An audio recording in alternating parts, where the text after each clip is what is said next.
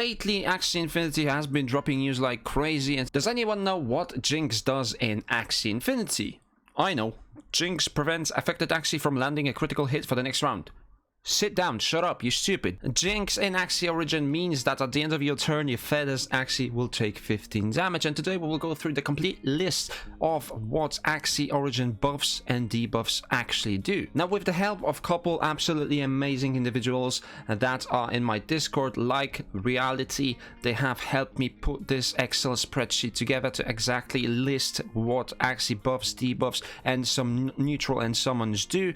There were also a couple of anonymous people that helped make this possible, so thank you everyone that has helped to build this. So to start off, we will go through the buffs of Axie Origin. Now there's quite a couple of them, and if I can find a card, you will see it on the screen of what they exactly do. The first one that we have is Lumber Shield. Now Lumber Shield has a retain, and retain means that you will be able to keep this card. It will not be discarded at the end of your turn, because that's the mechanic right now. If you don't play a card, it will go away to your discard pile. You can target any ally, it will banish, so it means that it will disappear from your deck forever, and it will shield you for 12 and it costs 0 energy. Strawberry is a retain, you can target any ally, it will banish as well, and you heal for 60, costing 0 energy. Lumber Shield again, maybe I pasted that twice, that's my mistake. Taunt is a very interesting one. I think it should be in the neutral, but the target is always targeted by enemy attack abilities. So Taunt can be useful in scenarios where you will be facing a lot of backdoors, right? Let's say you have a very tanky front lane that is healing. You want to be able to taunt, to play Taunt on that front lane so that someone cannot backdoor you. So Taunt in a specific deck could be very useful. Then we have the Bubble. Bubble blocks 5 damage per stack. You can have maximum of 3 stacks, and you can turn into Bubble Bomb upon reaching 3 stacks. Now, having 3 stacks of Bubble, meaning that you block 15 damage per stack, that could be very useful versus things such as Poison that deal insignificant amounts of damage in like the greater terms, but they do tick damage. We'll see how Poison works, whether it will be at the end of the turn like in Slay the Spire, or whether it will be like with Axie Infinity, but Bubble could potentially be a good counter versus those tick damages such as Poison. Now if you evolve to Bubble Bomb, the next attack explodes Bubble Bomb and you deal 20 damage to all enemies. Now imagine that is 60 damage effectively just coming from a buff. That's not even a card that you have to play. It just depends how many times you have to play a card to reach those 3 stacks. Next one that we have is a Rage, and that gives you +2 damage per Rage stack, and I think the Rage meter goes all the way up to 10. Yeah, it says here it goes up to 10, and then you enter Fury form. So what does Fury mean? We were suspecting that Fury would be allowing you to go into a last stand, maybe deal some extra crits on the beast, but it looks like in Fury you will gain 1 energy when transformed, and you will deal double damage until the end of the turn. So imagine you have a beast that is going into a Fury stand in the late game. You have it in a 1v1 scenario. Being able to deal double damage until the end of the turn will be crucial to win that 1v1 matchup. And then we have damage boost, so something like we have right now, which is the attack up, like the Cuckoo, and the target has attack damage increased by 1 per stack. So we'll have to see how many stacks you can get in there. I think I've seen one card, you probably will see it on the screen, that gives you 5 stacks, so 5 damage. We'll see how long that lasts for. That will heavily depend on whether that's even useful, right? Healing boost, it increases healing cards effect to this unit by 1 HP per stack. Again, those stacks, I'm not sure if I'm a big fan of those stacks, because it increases the dependability on the draws that you get and stuff like that, so it depends what kind of deck you can build around those buffs. Cleanser is an interesting one. Each stack negates 1 debuff applied to the target. So let's say you are playing a back lane, someone gives you a poison, someone gives you a bleeding, someone gives you a weak. You can clear all of those with a cleanser.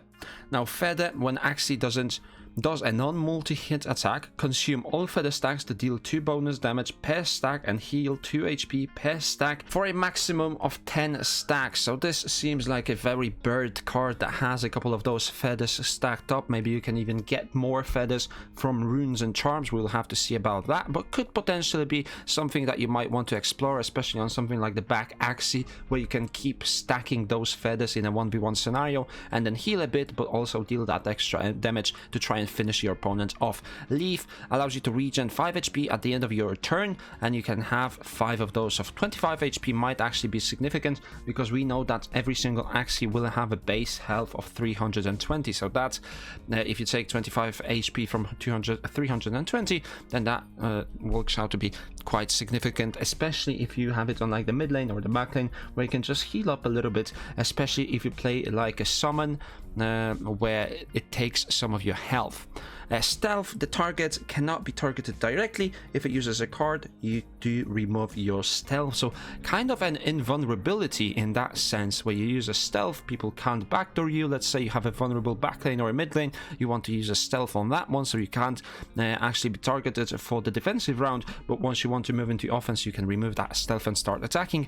Meditate, you meditate for 2 turns. If attacked while meditating, you awake and gain 3 range. If not, you cleanse 1 debuff and gain 1 energy after effect ends. So this is an interesting scenario where you are playing quite a slow team, right? Let's say you want to meditate your mid lane and your back lane. If your opponent doesn't target them, then you get 1 energy and 1 debuff, but if they do attack it, then you can get that rage stacking up and then get some damage from that. Now moving over to the debuffs that we have, first one is Banish. The Banish is not necessarily a debuff, but it could be looked at like that depending on what your intention is. If you are playing a useful card and it disappears from your deck, then it's obviously a debuff. But if you think about your deck correctly, then you can debuff or you can banish. You can banish those cards that you don't really need, so you increase the chances of drawing cards that you actually want. Let's say you are playing a double anemone with an emo and you use a Goda that banishes. If you banish your Goda, you will have more of a chance to draw an anemone, and when you draw an anemone, you get healed. The next debuff that we have on the list is Jinx. At the end of the turn, your furthest Axie takes 15 damage. That is a pretty massive debuff. Unless you have a healing Axie at the back, then you don't really care about it. Bleed is a big one. Now we have seen plenty of bleed cards. The bleed will be lasting for 4 turns, which might be a lot, it might not be a lot, we'll have to see, but the target loses 15 HP when playing a card. Now that might not be a big deal if someone is being inactive, but if they have to play a card, then obviously they will be losing health. Or if they don't play a card and they keep having that bleeds, then you can play something like the Neon, which deals extra damage into those bled targets. Next one that we have is Fear. Whenever this unit uses an attack card, you shuffle a Confused into its draw pile, so you can keep stuffing that draw pile of theirs with cards like that, and then they will have an increasingly difficult time to try and draw useful cards. Death Mark is one that I was wondering about, and whenever your opponent plays an attack card, the target takes 13 damage per energy spent. Now those figures might not sound like a lot, but when you think about how many cards they might be playing per turn, or they will be forced to play cards per turn, then that adds up. Weak, the target deals 20% less damage. Now weak, we have seen on those risky cards, the risky fish, the risky beast, the risky bird, all of those are having a weak effect, which makes it 20% less effective. Now if you think about that, that means risky fish will deal 20% less damage from the 90 that it already does, which is only a decrease of 18, meaning that that card still deals 72 damage. So for 1 energy cost, it's actually not that bad. Daze, card is in discard pile, becomes unplayable. Confused, card is unplayable, so just stuffing your opponent's discard pile so that they draw useless cards. Vulnerable, the target receives 20% more damage. That is something that we have been thinking about. So if you have that vulnerable stacked on them and you use a card like a 2-cost card, let's say the Thorny Caterpillar, I believe that deals more damage to vulnerable targets or to debuff targets, then you can really get some damage going there. Sleep, the target cannot use abilities, and if it's attacked, you do remove that sleep. Disarm, the target cannot use attack abilities. Now this is pretty much a killer. It's like a Gravelant in some sense. They can play defensive cards, they can try and defend themselves, but if you are running an offensive backlane and someone is running a disarm versus you, you will be sitting there quite stunned and useless. Poison, the target loses 3 HP per stack at the start of its turn. So we can see right now that poison will no longer be triggering with every card, rather it will be at the start of turns, and stacks are reduced by 1. There's a cap at 30 stacks. Now 30 stacks seems like a very large cap. We will see how many poisons you can get stacked up. A void, which is on the Goda. When you draw one or more void, you lose 1 energy. Ooh, risky. That is very risky. Burn, at the end of your turn, allied Axies gets damaged by 8. I believe burn is on hot chili, if I'm not mistaken, or on chili butt. So you shuffle 3 burns into your opponent's discard pile, and when they draw them, you can see that that can have an effect of 24 if they attack all Axies, but it has to be early enough in the game to get maximum value from that. This spell, you remove buffs from enemy Axies. This is quite useful. This is quite useful versus some of those that might be stacking some buffs at their mid lane or back lane Axies.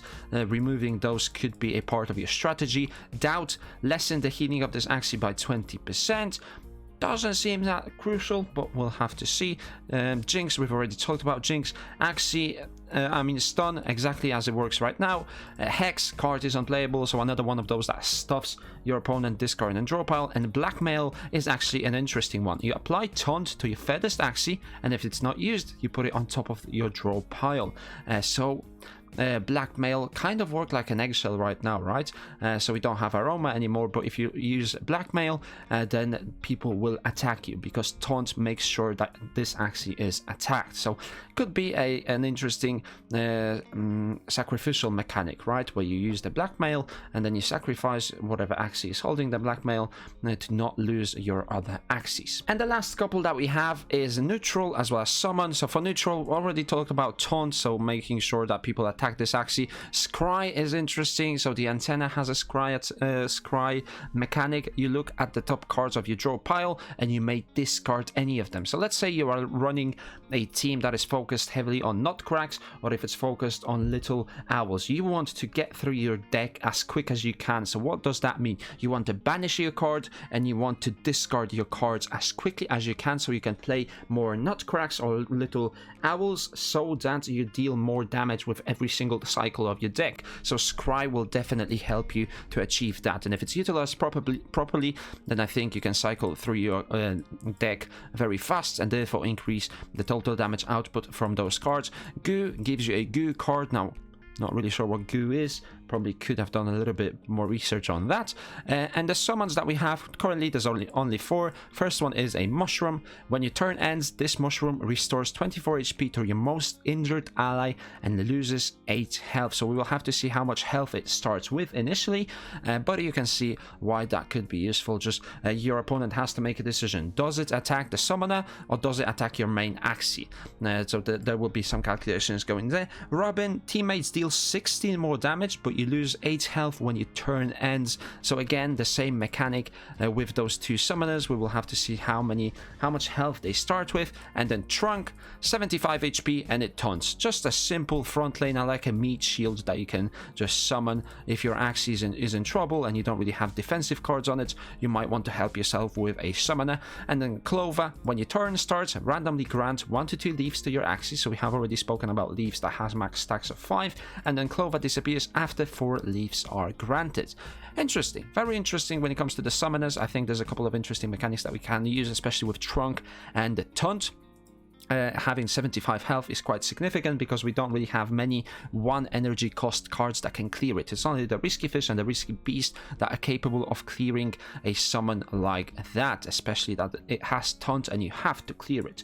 So very interesting buffs and debuffs. Let me guys know, what do you think about all of them? I think we do see quite a lot that could be problematic and that will probably get rebalanced. The first one that sparked into mind is the bleed. I mean, losing 15 HP whenever you play a card seems like quite a lot, especially that we have seen being a lot of bleed cards that last for 4 turns. I think that's a little bit too long if they want to keep that 15 HP. Let me guys know in the comment section down below which Axie buffs or debuffs you think are the most OP right now. And also, if you enjoyed this video, make sure you give it a thumbs up, subscribe to my YouTube channel for daily playthrough content, and I will see you in there.